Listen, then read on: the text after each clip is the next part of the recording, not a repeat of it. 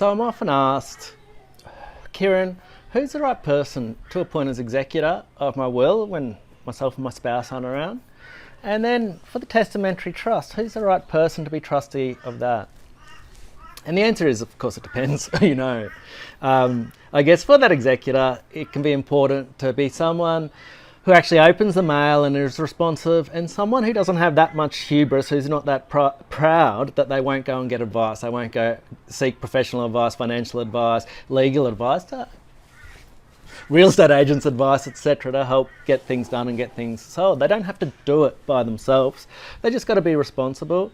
They've also, if there's a lot of beneficiaries that might dispute, be able to make those decisions. And sometimes if there's a high likelihood of dispute, you're better off not putting those kids, family members in there where you're creating disharmony by putting them in that joint role. You might be better off having an outsider there, and sometimes that might even be a solicitor or an accountant or someone like that who can just get in there, get it done, listen to the beneficiaries and sort it out. Now with your executor, that's usually over within 12 months, 18 months, sometimes longer depending on the complexity or if there's a dispute. For you trustees of testamentary trusts, if you're talking about infant kids, that can be a 20-year kind of job. So that can last for a long time. So, sometimes it's having those checks and balances too. So if just having the guardian, who's also the trustee of that testamentary trust, sometimes it's good to have someone else there too to make sure that the right thing's being done and that inheritance that you're leaving is being protected for your kids over that longer term. And, while still providing money for the family and the guardian, during that period when the kids are still infants.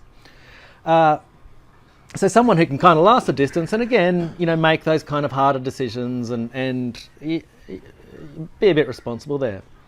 When you're talking about adult children, well, quite often now our clients are putting in independent trustees just to ride shotgun with each of the kids, adult kids in their own testamentary trust, to make sure that they've got everything sorted. They're not just going to blow the inheritance. They've got the right advisors, things are settled down.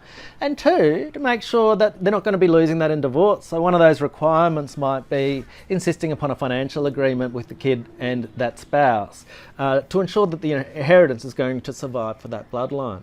And typically those appointments are only 18 months or so. So someone who really understands what the will maker wanted there, and someone out of that family dynamic quite often, rather than putting the brothers or those siblings or those loved ones who might not get invited to Christmas or to the nieces and nephews' birthday parties if they make an unpopular decision. My 2 cents to try to help out with that issue. Thanks.